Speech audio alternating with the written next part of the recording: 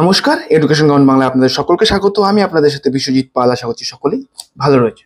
তো গতকালকের যে ভিডিওটি আপনাদের জন্য বানিয়েছিলাম সেটা ছিল মূলত আমাদের যে ফরেন সেক্রেটারির তরফ থেকে বা ফরেন মিনিস্ট্রির তরফ থেকে এবং ডিফেন্স আধিকারিক অর্থাৎ আমাদের যে সেনা আধিকারিকদের পক্ষ থেকে যে প্রেস ব্রিফিং দেওয়া হয়, প্রতিদিনের ঘটনার আপডেট দেওয়া হয় যে কি ঘটলো, কার দিকে কতটা আক্রমণ হয়েছে, কার দিকে কতটা ক্ষতি হয়েছে, সমস্ত আপডেট আমাদের ফরেন সেক্রেটারির উপস্থিতিতে আমাদের সেনা আধিকারিকরা কিন্তু দিয়ে থাকে। তো স্বভাবতই কালকে আমি সেটা ভিডিও তৈরি করি এবং আমি তার আগে বলেছিলাম যে ফেক খবর থেকে বাঁচার জন্য আমি এই জিনিসগুলোকে মানে এই যে প্রেস ব্রিফিং সেটাকে ফলো করে ভিডিও তৈরি করবো এরপর থেকে। তো স্বভাবতই আমি সেই ভিডিওটা কালকে দেরি হয়েছে, লেট হয়েছে করতে, তো সন্ধ্যা নাগাদ ভিডিওটা তৈরি করে আমি আপলোড দিচ্ছিলাম। তো তখনই কিন্তু একটা খবর আসে যে ভারত এবং পাকিস্তান তারা firing, military action, land, air এবং সি সব ক্ষেত্রেই বন্ধ করছে, অর্থাৎ সিজ ফায়ারের সিদ্ধান্তে গেছেন। ঠিক আছে, তো সেটা প্রথম কখন আসলো সেটাও জানার বিষয় আছে। কে জানালো প্রথম? তো নিউজ সোশ্যাল মিডিয়া সব জায়গাতেই আসছে সেই খবরগুলো। সোশ্যাল মিডিয়াতেও দেখাচ্ছে পাকিস্তান পিছু হটে গেছে, পাকিস্তানের মিডিয়া বলছে ভারত পিছু হটে গেছে, ভারতের মিডিয়া বলছে পাকিস্তান পিছু হটে গেছে, পাকিস্তানের দম এখানেই শেষ হয়ে গেল, হাত জোর শুরু, যাই হোক এরকম শুরু হয়েছে বিভিন্ন মিডিয়া মহলে। তো এই যে সিজ ফায়ার, হঠাৎ কেন সিজ ফায়ারে যেতে হলো ভারত থেকে? পাকিস্তান, মানলাম যে পাকিস্তানের অবস্থা খুব খারাপ, পাকিস্তান আইএমএফ এর থেকে অর্থ পেয়েছে লোন হিসাবে এবং নিঃসন্দেহে কিন্তু সে সেই অর্থকে এই টেরোরিস্টের কাজেই লাগাবে। আগামী যদি দেখা যাবে 1-1.5 বছরেই সে আবারও যে ধ্বংস করা হয়েছে ভারতের মিসাইল আক্রমণের দ্বারা যে ঘাঁটিগুলোকে ধ্বংস করা হয়েছে, সেই ঘাঁটিগুলোকেও দেখবেন যে নির্মাণ করে ফেলেছে এবং দেখা যাবে যে তাদের দেশে তো বেকারত্ব বেশি এবং অল্প পরিমাণ অর্থের বিনিময়ে সেখানকার যে ছেলে পেলে ইয়াং জেনারেশন তারা কিন্তু এই সন্ত্রাসবাদের আওতায় চলে আসে এবং সেটা খুব ইজি হয়ে যায় তাদের জন্য। ভারতের সাধারণ জনগণ এটা আশাই করেনি যে সিজ ফায়ার ভারত এই সময় করবে এবং পাকিস্তানের সাথে সায় দেবে, কেননা পাকিস্তানের তরফ থেকেই প্রথম অ্যাটাক এসেছিল।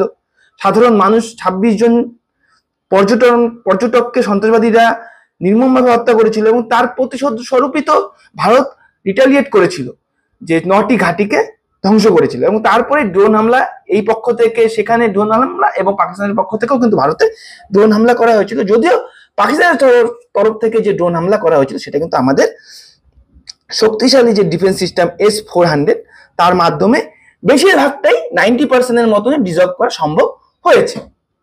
তো স্বাভাবিকভাবেই সবাই এটাই ভেবেছিল যে এই বছর হয়তো ভারত এবার আর সহ্য করবে না পাকিস্তানের এই পিচাস হারকাত এবং এই কুকুরের মতন যে অভ্যাস, সেটাকে সহ্য করবে না। কুকুর বললেও ভুল বলা হবে। এক কথা যে কুকুরের লেজ সহ্য হয় না, সহ্য বলে, কুকুরের লেজ যে সোজা হয় না, এটা কিন্তু একদম বাস্তব। পাকিস্তানের ম্যাম, আমি এর আগে বলেছিলাম, খান স্যার কি বলেছিল, পাকিস্তানের ম্যাম আমাদের কুকুরের মতন দেখতে। তো কুকুরের মতন দেখতে বললে কুকুরকে অপমান করা হয়, কিন্তু সেই যে স্বভাব তার লেজ সোজা হওয়া সেটা কিন্তু হয় না, তারা যতই করুক। সন্ধ্যা নাগাদ আমাদের ভারতের ডিজিএমও এবং পাকিস্তানের ডিজিএমও 3:35 নাগাদ তারা আলোচনা করেন সিজ ফায়ারের জন্য এবং তার পরবর্তীতে বলা হয়েছে সন্ধ্যা 5টার থেকে এটা কার্যকরী হবে। লিখিত হয়নি, কেননা 12 তারিখে আবারও সেটা নিয়ে আলোচনায় বসার কথা রয়েছে। তো স্বাভাবিকভাবে মানুষের মনে এই খবর শোনার পরে সাধারণ মানুষরা কি ভেবেছিল যে এবার ভারত একটা তো সিজ ফায়ারে গেলেও কন্ডিশন রাখবে এবং পোককে নিয়ে নেওয়ার এটাই বড় সুযোগ ছিল, প্রতিটি ভারতবাসীর মনেই ছিল যে এটা।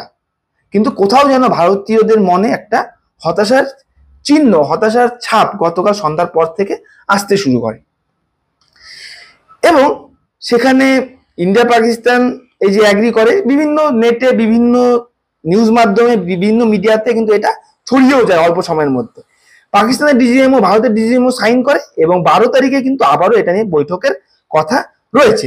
এক্সটার্নাল অ্যাফেয়ার্স মিনিস্টার এস জয়শঙ্করও এক্স হ্যান্ডেলে পোস্ট করেছেন এই বিষয় নিয়ে, কিন্তু সর্বপ্রথম পোস্ট করেছেন কিন্তু আমেরিকার president Donald Trump.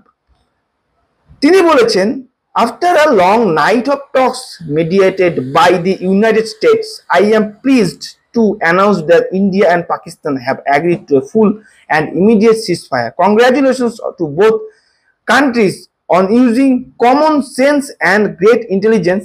Thank you for your attention to this matter. তো মাঝখান থেকে এসে ট্রাম্প কোথাও যেন সমস্ত খেলার হিরো হয়ে দাঁড়িয়ে পড়লো। সমস্ত যেন পাকিস্তান এবং ভারতের মধ্যে যে জিনিসগুলো হচ্ছিল তার মাঝে এসে কিন্তু ডোনাল্ড ট্রাম্পই কিন্তু সব কিছু নিয়ে নেওয়ার, মানে সব ক্রেডিট নিয়ে নেওয়ার চেষ্টা করলো এবং খানিকটা নিয়েও নিল, সাফল্যও পেল, সাকসেসও পেল, যে তিনি এই যে দুই দেশের মধ্যে যে উত্তেজনাময় পরিস্থিতি সেটাকে কন্ট্রোলে নিয়ে এসে ফেলেছেন এবং বলেছেন যে পাকিস্তান এবং ভারত তাদের সিনসিয়ারিটি দেখিয়েছে, তাদের ইন্টেলিজেন্সও দেখিয়েছে, সেন্স দেখিয়েছে, ইন্টেলিজেন্স দেখিয়েছে। এটা পাকিস্তানের কতটা সেন্স আছে এটাই তো প্রশ্নবোধক চিহ্নের মধ্যে বারবার পড়ে, যে এই দেশটার মধ্যে কতটা সেন্স রয়েছে। কেন এই প্রশ্নটা করছি এর পরেই বলবো, পরবর্তী স্লাইডেই আমরা আসছি।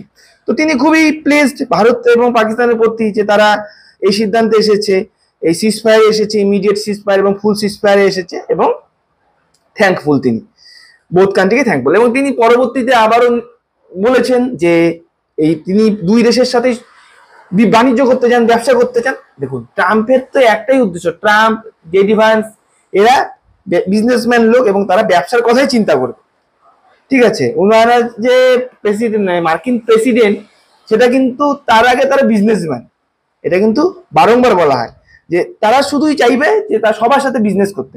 যদি যুদ্ধ লাগতো এবং ভারত যদি যুদ্ধ করতো, কেন জেডি ভান্স কিন্তু এর আগেও পূর্বেই বলেছিল, এই যে সিজফায়ারের কথা তার পূর্বে, তার আগের দিনই কিন্তু বলেছে যে আমরা এই বিষয়ে নেই, ভারত পাকিস্তানের যুদ্ধকালীন পরিস্থিতির বিষয়ে আমরা কিছু জানি না, আমরা এর ভেতরে মাথা ঘামাবো না। যদি এটাই হতো তার পরবর্তী সময় কেন তারা এই বিষয়ে মাথা ঘামালো, সিজফায়ারের কথা বললো, এবং কতটা তারা যুক্ত, নাকি তারা পেছন থেকে এসে সামনে ফ্রন্ট লাইনে এসে সেই সুযোগটা নিয়ে নিল, এটাই হচ্ছে ভাবা। যদিও ট্রাম্প বলছে তাহলে অবশ্যই তিনিও মধ্যস্থতা করেছেন নিশ্চয়ই। এবং IMF এর তরফ থেকে পাকিস্তান লোন পেয়েছে $1.5 বিলিয়নের কাছাকাছি, $1.5 বিলিয়ন কাছাকাছি, এবং তারপরে কিন্তু তারও অধ্যত্ত একটু লাফালাফি করছিল। হয়তোবা সেখানে ট্রাম্প কিন্তু বলেছেন যে অযথা অর্থ যুদ্ধে ব্যয় করা যাবে না, ঠিক আছে। তাহলে যুদ্ধে ব্যয় করলে কি হবে, পাকিস্তানের হার তো নিশ্চিত, যে যত টাকা দিয়ে মানুষের কাছ থেকে ঋণ নিয়ে কতদিন যুদ্ধ করবে, তাই তো। হ্যাঁ, সেখানে চীন তো সোজাসুজি পাকিস্তানকে সাপোর্ট করেইছে, এটা বলাই বাহুল্য, সে করবেই, কিন্তু তারপরেও কিন্তু পরের উপর ভরসা করে যুদ্ধকে চালানো সেটা কিন্তু দীর্ঘমেয়াদী হয় না। এবং ভারত নিঃসন্দেহে সেটাকে একটা টার্ম এন্ড কন্ডিশন রেখে কিন্তু সিজফায়ারে যেতে পারতো যদি ভারত চাইতো, কিন্তু জানি না কেন ভারত হঠকারিতার মাধ্যমে সিজফায়ারে চলে গেল। অবশ্যই আমরা সিজফায়ার, ঠিক আছে, সিজফায়ার অবশ্যই ভালো, যুদ্ধকালীন পরিস্থিতি ভালো না, কিন্তু সেটা একটা উপযুক্ত সময়ে যেতে পারতো, তো সিজফায়ার হয়ে গেল। তো সেক্রেটারি, ইউএসএর সেক্রেটারি স্টেট কল করেছে, এক্সটার্নাল অ্যাফেয়ার্স মিনিস্টার প্রতিটি উভয় দেশের সাথে কথা বলেছে, এবং কথা বলে কিন্তু যে মিস্টার রুবিও তিনিও কথা বলেছেন এবং কথা বলে এই সিদ্ধান্তে এসেছেন বলে তারা জানাচ্ছেন। এবং Canada, France, Germany, Italy, Japan এবং ইউকে এবং ইউএস এরা এর হাই রিপ্রেজেন্টেটিভ ছিলেন। তো এই হচ্ছে ব্যাপার।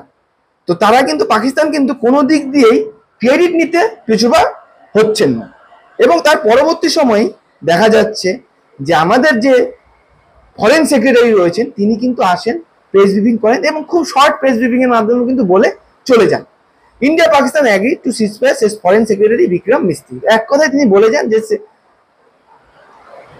সিজফায়ারকে দুই দেশের পক্ষ থেকে গ্রহণ করা হয়েছে এবং বর্তমানে এই যুদ্ধকালীন পরিস্থিতি কিন্তু বন্ধ হতে চলেছে। Pakistan deputy prime minister and foreign minister Ishaq Dar, US president Donald Trump and secretary of state Marco Rubio also confirm the ceasefire, এবং তারাও এই সিজফায়ারকে কনফার্ম করেছে। ইশাক দার পাকিস্তানের ডেপুটি প্রাইম মিনিস্টার, এবং তিনিও কিন্তু তার টুইটার হ্যান্ডেল অর্থাৎ এক্স হ্যান্ডেলে এই কথাই বলেছেন এবং বলেছেন পাকিস্তান এবং India have agreed to the ceasefire with immediate effect. Pakistan has always strived for peace and security in the region. তো পাকিস্তান বলছে যে পাকিস্তান সবসময় পিস এবং সিকিউরিটি চায় তাদের রিজিয়নে, without compromising on its sovereignty, সার্বভৌমত্ব এবং টেরিটোরিয়াল ইন্টিগ্রিটি। দেখুন পাকিস্তান কতটা শান্তি চায়, এতেও প্রশ্নবোধক আমি দিয়ে দিলাম। এ কি সত্যি শান্তি চায়? পরবর্তীতে আমরা আসছি, আমি যেটা বলছি পরবর্তীতে আসছি। সিজ ফায়ার তো করেছে পাকিস্তান, এমনই একটা দেশ কুত্তাল্লে সোজা সোজা হয় না, যেরকম সিজ ফায়ার করার পরেও তারা কিন্তু আবারও দেখা যায় যে রাত 9টা থেকে 10টার মধ্যে আবারও শ্রীনগরের দিকে হামলা করে এবং একাধিক জায়গায় 11রও বেশি জায়গায় কিন্তু আক্রমণ করে তাদের ড্রোনের দ্বারা। নিজেরাই সিজ ফায়ার করলো এবং আমেরিকা তাদেরকে বললো, কিন্তু তারা কিন্তু কথা শুনলো না। ভারত কিন্তু ভারতের কেউই, এস জয়শঙ্কর বলুন, ফরেন মিনিস্ট্রি বলুন, কেউই কিন্তু, ফরেন মিনিস্টার অর্থাৎ ফরেন সেক্রেটারি বলুন, কেউই কিন্তু বলেনি যে আমেরিকার দৌলতে এটা হয়েছে। বলেছে আমাদের দ্বিপাক্ষিক সমঝোতার মাধ্যমেই এই সিদ্ধান্তে আসা হয়েছে। কেননা প্রথমের দিকে যদিও পাকিস্তান বলেছিল যে সিমলা এগ্রিমেন্টকে তারা উঠিয়ে নেবে, সিমলা এগ্রিমেন্ট থেকে সরে দাঁড়াবে, কিন্তু সিমলা এগ্রিমেন্ট থেকে সরে দাঁড়ালে তাদের লকের ভেতরে মানে এলওসির ভেতরে কিন্তু ভারত হামেশাই ঢুকে পড়তে পারবে। হয়তো তাদের কোনো বুদ্ধিমান কোনো ব্যক্তি আছেন যারা তাকে বুদ্ধি দিয়েছেন, শাহবাজ শরীফকে বুদ্ধি দিয়েছেন, তাদের আর্মি চিফকে বুদ্ধি দিয়েছেন, বা আর্মি চিফ বলেছেন যে এটা করা ঠিক হবে না। তারপরে হয়তো সেই সিদ্ধান্ত থেকে তারা সরে এসেছে, এবং সেই সিদ্ধান্ত থেকে যখন সরে আসবে তখন কিন্তু আবার থার্ড কান্ট্রি আমাদের দু দেশের মধ্যে কোনো রকম সমঝোতা বা মিডিয়েট করতে আসবে না। এটাই কিন্তু সেই চুক্তিতে রয়েছে, দু দেশের প্রবলেম দু দেশই সলভ করবে। কিন্তু সেখানে ইশাকদার এরা বলেছেন এরা আমেরিকার উপরে গ্রেটফুল, কিন্তু ভারত কিন্তু বলেনি যে আমেরিকা এর মধ্যস্থতা করেছে। এস জয়শঙ্কর কি বলেছে? এস জয়শঙ্কর বলেছে ইন্ডিয়া এবং Pakistan have today worked out an understanding on stoppage of firing and military action. India has consistently maintained a firm and uncompromising stance against terrorism in all its forms and manifestation. It will continue to do. তিনি কিন্তু তার বক্তব্যে বলেছেন যে হ্যাঁ, বর্তমান সময়ে সমস্ত রকম যুদ্ধকালীন পরিস্থিতি, ফায়ারিং, মিলিটারি অ্যাকশন বন্ধ করা হচ্ছে, সেটা দু দেশের সমঝোতায় করা হচ্ছে, কিন্তু ভারতের সন্ত্রাসবাদের বিরুদ্ধে কাজ ক্রমাগতই থাকবে, কন্টিনিউ চলতে থাকবে, সেটা কখনোই বন্ধ হবে না। যখনই যেখানে সন্ত্রাসবাদের হবে সেখানে ভারতকে কিন্তু সবার আগে দেখা যাবে সন্ত্রাসবাদের বিরুদ্ধে রুখে দাঁড়াতে। এটাও কিন্তু তিনি একটা চেতাবনী বার্তা দিয়ে দিয়েছেন। ঠিক আছে, হিন্দিটা আমি বলে ফেললাম, এটা বাংলাটা মাথায় আসছে না, বলে ফেললাম। যাই হোক, তো এখন বল না বেহেতি গঙ্গা মে হাত ধোলে না, তো হিন্দিটা আসে কিন্তু বলার সময় কষ্ট হয়। যাই হোক, বেহেতি গঙ্গা মে হাত ধোলে না, তো সেখানে আমাদের পার্শ্ববর্তী দেশ বাংলাদেশের চিফ অ্যাডভাইজার, মুখ্য উপদেষ্টা, তিনিও একটু হাত ধুয়ে নিলেন। তিনি একটু এসে টুইটার হ্যান্ডেলে বলে দিলেন, কেননা তিনি কিন্তু এতদিন এত যে গোলাগুলি হলো, সিজ ফায়ার মানে যুদ্ধ হলো, ড্রোন হামলা হলো, তখন কিন্তু তার মুখ দিয়ে কোনো আওয়াজ বাড়ায়নি। যখনই দেখলো শান্তির বার্তা এসে গেছে তখন কিন্তু তিনিও এসে গেলেন তার ফেস নিয়ে সামনে। তো I most sincerely comment prime minister Shri Narendra Modi of India and Prime Minister Shehbaz Sharif of Pakistan for agreeing the ceasefire with immediate effect and to engage in talks. I would also like to express my deep appreciation to President Trump and Secretary of State Rubio for their effective mediation. Bangladesh will continue to support our two neighbors to resolve differences through diplomacy. তো তিনিও এক কথা আমেরিকাকে একটু উঠিয়ে দিলেন, কেননা বর্তমানে তিনি দেখুন, তিনি জো বাইডেনের সময় হাসিনাকে সরিয়ে জো বাইডেনের সময় এসেছেন ক্ষমতায় বাংলাদেশে। তো শোনা যায় যে ট্রাম্পের সাথে তার সম্পর্ক, বর্তমান যে সরকার রয়েছে তার সরকারের সাথে কিন্তু ইউনিসের সম্পর্ক ভালো নয়। তো এখানে এসে কি করলো, টুইটারে এসে মোদি এবং প্রাইম মিনিস্টার শাহবাজ শরীফকে তো বললোই যে এই সিদ্ধান্ত নেওয়ার জন্য তাদেরকে ধন্যবাদ জ্ঞাপন করলো, এবং তার সাথে সাথে কিন্তু আমেরিকার প্রেসিডেন্ট ট্রাম্প এবং সেক্রেটারি সেখানকার যে রয়েছে বিদেশ সচিব রুবিও, তাদেরও ধন্যবাদ জ্ঞাপন করলো।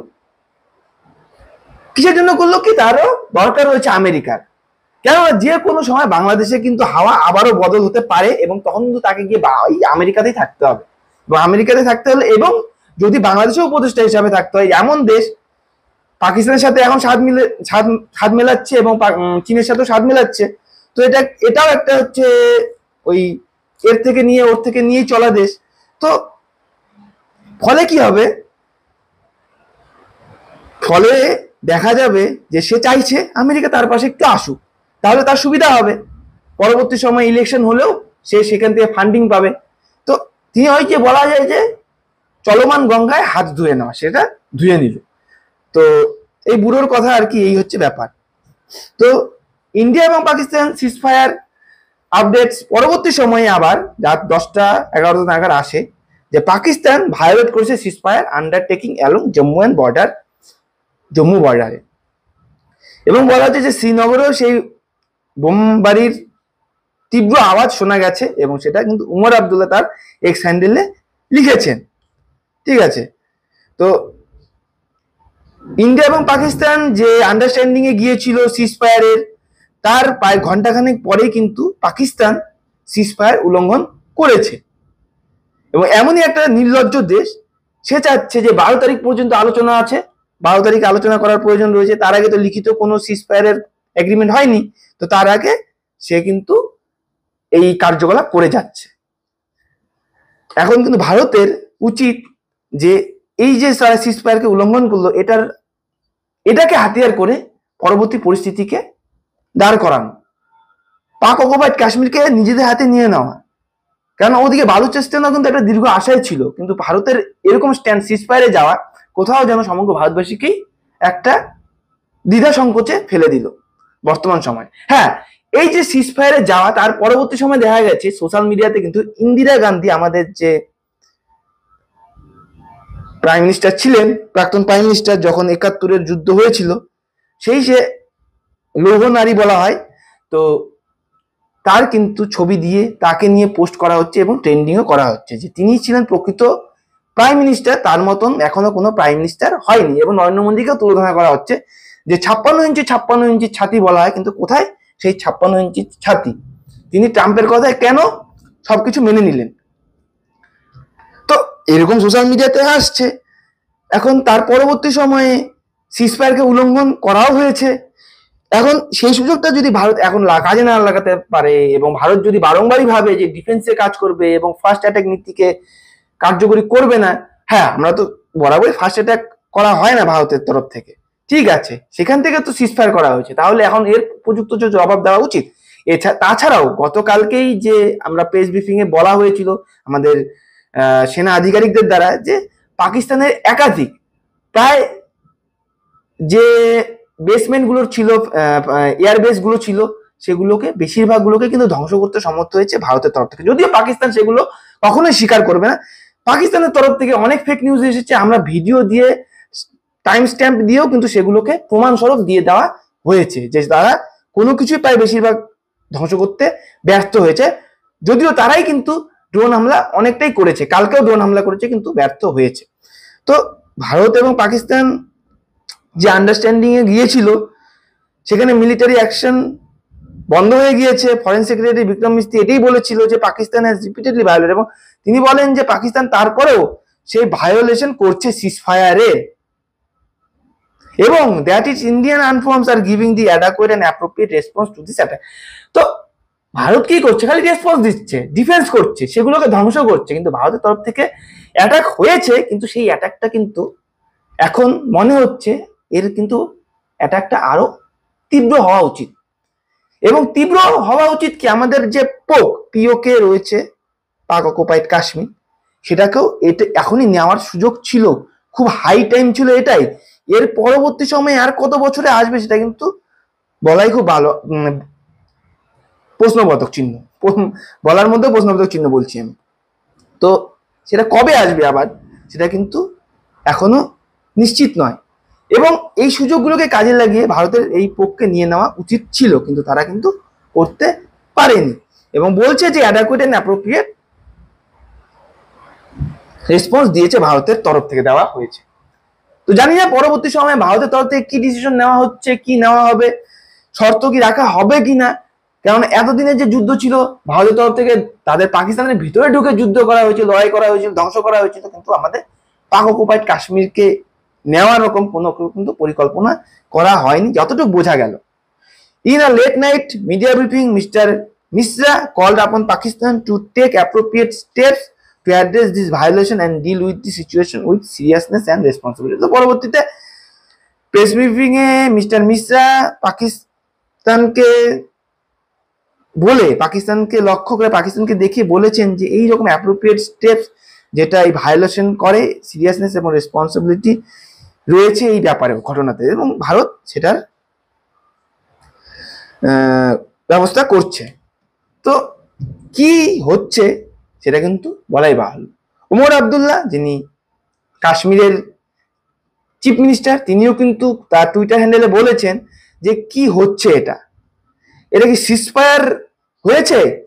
এখন তো সিজফায়ারের উল্লঙ্ঘন হচ্ছে, কেননা সিজফায়ার সেখানে শ্রীনগরে এক্সপ্লোশন শোনা যাচ্ছে, বোমবাড়ির আওয়াজ শোনা যাচ্ছে। তো কোথায় সেই সিজফায়ারকে কি মানা হচ্ছে? তো এই হচ্ছে ব্যাপার। তো পাকিস্তান যে কখনই সোজা হবার নয়, এবং পাকিস্তান IMF এর তরফ থেকে যে দীর্ঘ লোন পেয়েছে, অর্থ পেয়েছে, এবং সেটাকে যে আবারও তারা সন্ত্রাসবাদের কাজেই লাগাবে, এটা কিন্তু একদম গ্যারান্টেড। ভারত কেন ইন্দিরা গান্ধী মতো স্টেপ নিতে পারছে না? অনেক ইন্দিরা গান্ধীকে সাপোর্ট করছে, ইন্দিরা গান্ধী যে 100% ঠিক ছিল। হ্যাঁ, ভারতের বাংলাদেশ থেকে সেই সময় প্রচুর পরিমাণে রিফিউজি ভারতের ভেতরে ঢুকে যাচ্ছিল, এবং তার ফলে কিন্তু ভারতের একটা অপ্রতিকূল পরিস্থিতির সৃষ্টি হচ্ছিল, এবং সেই পরিস্থিতিকে ঠিক করার জন্য এবং বাংলাদেশের বিরুদ্ধে মানুষদের পাশে দাঁড়ানোর জন্য কিন্তু সেই সময় একটা স্ট্রিক্ট স্টেপ নিয়েছিল ইন্দিরা গান্ধী। কিন্তু ইন্দিরা গান্ধী সেই সময় পাক অকুপাইড কাশ্মীরকেও নিয়ে নিতে পারতো কিন্তু এগ্রিমেন্টের মাধ্যমে, কিন্তু সেটা কিন্তু তিনি করেননি। তিনি চাইলেই সেই সময়ই 93,000 সৈন্য আমাদের কাছে ছিল, কিন্তু 93,000 সৈন্য শুধুমাত্র একটা সিমলা এগ্রিমেন্টের বেসিসে কিন্তু তাদেরকে ঘুরিয়ে দেওয়া হয়েছিল, ফেরত দেওয়া হয়েছিল, যেটা দিতেই হতো। কিন্তু কেন সেই সময় পাক অকুপাইড কাশ্মীরকে নিয়ে নেওয়ার প্রশ্ন তিনি বা তোলেননি কেন? এটাও কিন্তু প্রশ্ন রয়েছে। আবার বর্তমান সময় নরেন্দ্র মোদীর উপরে প্রশ্ন হচ্ছে যে তিনি কেন সিজফায়ারে গেলেন, কেন তাকে পাকিস্তানের বিরুদ্ধে উপযুক্ত ব্যবস্থা নিচ্ছেন না। এখন যদি সমঝোতায় যান এবং বলছেন যে 12 তারিখেও যদি সমঝোতায় যান, কিছু একটা এরকম টার্ম এন্ড কন্ডিশন কিন্তু ভারতের রাখা উচিত। তো দেখা যাক পরবর্তী সময়ে কি হয়। এবং চীন, IMF এরা যেভাবে হেল্প করছে পাকিস্তানকে, নিঃসন্দেহে সরাসরি বলতে হয় এরাও সন্ত্রাসবাদকে সাপোর্ট করছে। কেননা বর্তমান সময় ভারত সন্ত্রাসবাদের বিরুদ্ধে রয়েছে, ভারতের বিরুদ্ধে থাকা মানে এক কথায় সন্ত্রাসবাদের সমর্থন করা, সন্ত্রাসবাদকে সমর্থন করা। তো তারা সন্ত্রাসবাদকে সমর্থন করছে, আমি বিজনেস ধরবো না, তারা সন্ত্রাসবাদকে সমর্থন করছে। এবং শুধুমাত্র পাকিস্তান কি বিজনেস দেবে, পাকিস্তানে কি আছে, এবং কিন্তু সেই দেশটার সুবিধা নিয়ে কিন্তু এরা এই দেশটাকে কাজে লাগিয়ে তারা বিভিন্ন রকম কাজ হাসিল করে নিচ্ছে। কেন চীন তার যে বালুচিস্তানের মিনারেল রয়েছে তার দিকে লক্ষ্য রয়েছে, এবং সেই মিনারেলস নেওয়ার দিকে কিন্তু তার একটা টার্গেট রয়েছে। সেই জন্য তিনি প্রতিনিয়তই পাকিস্তানকে সাপোর্ট করবে, এবং পাকিস্তানের সাথে এবং চীনের সাথে ভারতের সম্পর্ক আগাগোড়াই সেরকম ছিল না। তো এই হচ্ছে ব্যাপার। তো দেখা যাক পরবর্তী সময় কি হয়, ভারত কি পদক্ষেপ নেন এই বিষয়ে, এবং কি আপডেট আসে। অবশ্যই ভিডিওর মাধ্যমে সেই আপডেট সমস্ত কিছুই আসবে। এবং আপনাদের যদি টপিকগুলো ভালো লেগে থাকে, ইনফরমেটিভ মনে হয়, একটু দেরি হয় আমার ভিডিও আসতে, সব বিষয়গুলোকে ভালো করে দেখে নিয়ে তারপরে আমি ভিডিও বানাই, আর একাই করতে হয় সব টপিকগুলো। তার জন্য অবশ্যই আপনাদের কাছে একটা রিকোয়েস্ট থাকবে, আপনারা চ্যানেলটিকে সাবস্ক্রাইব করে দিবেন এবং পাশে দেওয়া বেল আইকনে অল নোটিফিকেশন ক্লিক করে দেবেন, যাতে করে পরবর্তী সকল ভিডিও নোটিফিকেশন আপনাদের কাছে সবার আগে পৌঁছে যায়। তো ইনফরমেটিভ মনে হয় লাইক করবেন, বন্ধুদের সাথে শেয়ার করবেন, আপনাদের মতামত রেখে যাবেন কমেন্ট সেকশনে। তো চলুন পরবর্তী ভিডিওতে দেখা হচ্ছে। সবাই সুস্থ থাকবেন, ভালো থাকবেন। জয় হিন্দ, জয় ভারত, দেশের স্বার্থে থাকবেন।